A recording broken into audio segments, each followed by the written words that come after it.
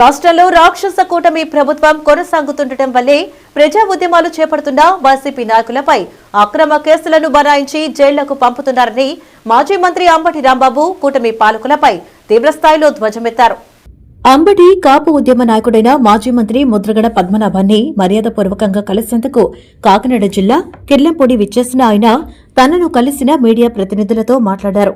కాకినాడ జిల్లా మండల కేంద్రం కిర్లంపూడిలో వైసీపీ సీనియర్ రాజకీయ నాయకులు మాజీ మంత్రి అంబటి రాంబాబు, కాపు ఉద్యమ నేత అలాగే రాష్ట్ర వైసీపీ పీఏసీ సభ్యుడైన ముద్రగడ పద్మనాభన్ నివాసంలో సందడి చేయడంతో ఆ సమాచారం తెలుసుకున్న ముద్రగడ అభిమానులు, వైసీపీ కార్యకర్తలు ముద్రగడ నివాసానికి చేరుకున్నారు.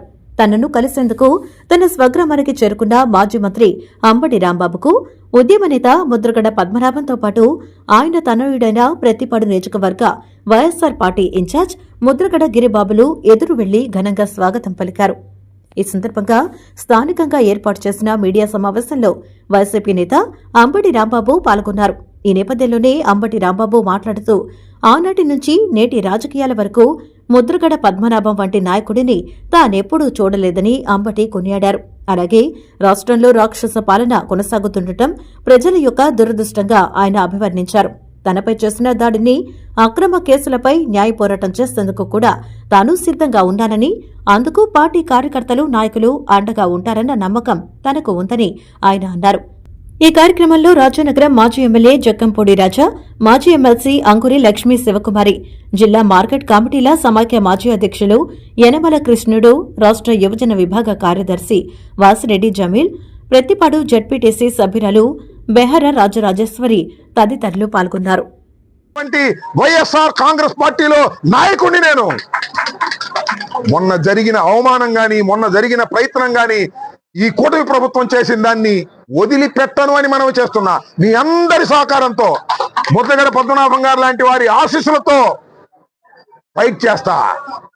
నాకు జరిగిన అన్యాయాన్ని న్యాయస్థానాల ద్వారా ఫైట్ చేస్తా. మీ అందరి ముందుకి వచ్చి మీ సహకారంతో కూడా ప్రజా పోరాటాలు చేస్తానని కూడా ఈ సందర్భంగానే మనవి చేస్తున్నా. ఇద్దరు సిఐలు అర్ధరాత్రి తీసుకెళ్లి నా కాళ్ళు పగలు తీసి కొట్టడానికి ప్రయత్నం చేశారే, ఏ సమాజం ఇది? వాళ్ళ మీద యాక్షన్ తీసుకున్నారా? లేదు. నెంబర్ 1. నెంబర్ 2, మీ అందరూ చూశారుగా, అందరూ చూశారు. లైవ్ లో 7 గంటల 20 నిమిషాల సేపు చూశారు. ఏదో ఒక టీవీ లైవ్ ఇస్తానే ఉంది నా ఇంటి దగ్గర జరిగినటువంటి ఘోరాన్ని. 10-20 నిమిషాలకు నన్ను అరెస్ట్ చేస్తే అందరూ అనుకున్నారు, అమ్మాయ అరెస్ట్ చేస్తే తప్పు అంటారు, కానీ అరెస్ట్ చేయడం మంచిది అనుకున్నారు ఆ క్షణంలో. ఎందుకో తెలుసా? రాంబాబుని చంపేయాలనుకుంటే పోలీసులు అరెస్ట్ చేసి తీసుకెళ్లారులే, ఇప్పుడైనా క్షేమంగా ఉంటాడని మీ అందరూ ఆనందపడ్డారు. నా పార్టీ వాళ్ళు, నా కులం వాళ్ళు, నా అభిమానులు, మానవత్వ విలువలు తెలిసిన వారందరూ కూడా అమ్మాయ రాంబాబు పోలీస్ స్టేషన్కి వెళ్ళిపోయాలి అనుకున్నారు. పోలీస్ స్టేషన్ లో కూడా కొట్టడానికి ప్రయత్నం చేశారే, కోర్టులో ప్రొడ్యూస్ చేశారే, రాజమండ్రి సెంట్రల్ జైలుకి వచ్చానే, మళ్ళా బెయిల్ వస్తే మళ్ళా కేసు పెట్టారే, మళ్ళా బెయిల్ వచ్చింది మళ్ళా కేసు పెట్టారే. ఇంత దారుణంగా ఉంటుందా సమాజం? ప్రభుత్వం ఇలా ఉంటుందా? ఏమండి చంద్రబాబు నాయుడు గారు, ఏమండి లోకేష్ గారు, ఇదేనా మీరు పరిపాలన చేసేది?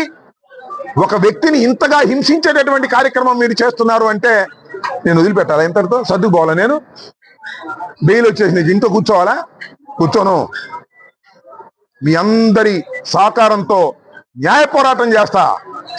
నన్ను హింసించడానికి ప్రయత్నం చేసిన ఆ సిఐలు ఇద్దరు కూడా నిజంగా ధర్మం అయితే సస్పెండ్ చేయాలి, ఇమీడియట్ గా సస్పెండ్ చేయాలి. నేను ఇన్నిసార్లు చెప్పాను కదా, నన్ను కొట్టడానికి ప్రయత్నం చేశామని. ఏ పోలీస్ ఆఫీసర్ అయినా ఇది అబద్ధం అని చెప్పాడండి? ఏ తెలుగుదేశం వాడు అనేది అబద్ధం అని చెప్పాడా? చెప్పలేకపోయారు. ఎందుకంటే అది నిజం కాబట్టి. ఇంతవరకు చెప్పలా, ఖండన లేదు. అంబటి రాంబాబుని తీసుకెళ్లి కొట్టిన మాట ఒట్టిది అని చెప్పే ధైర్యమే లేదు వాళ్ళకి. ఇంతవరకు ఎన్ని రోజులు అయింది వాళ్ళకి? 2 నెలలు పూర్తిగా పోతుంది. సమాజంలో జరుగుతున్నటువంటి అంశం లాగా కనిపిస్తున్నది. ఇది పొగరుతో చేసినటువంటి అంశం, అధికారం ఉంది అనేటువంటి పొగరుతో. ఇంకోటి కూడా చెప్తున్నా, సందేహించను. పవన్ కళ్యాణ్ మా అమ్మటున్నాడు, ఇక కాపులు ఏం చేసినా పర్లేదు అనుకుంటున్నారు. పవన్ కళ్యాణ్ మా అమ్మటున్నాడు, కాపులందరూ మా అమ్మట ఉన్నట్టే. ఇంకా రాంబాబుని కొట్టినా పర్లేదు, ముద్రగడ పద్మనాభం గారి ఫ్యామిలీని తిట్టినా పర్లేదు, ఏం చేసినా పర్లేదు అనుకుంటున్నారు. తప్పు. ఇది అన్యాయం, ఇది అక్రమం.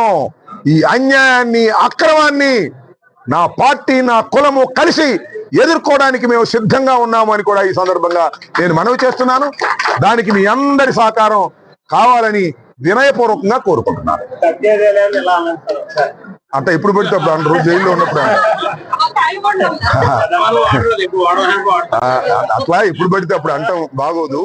నేను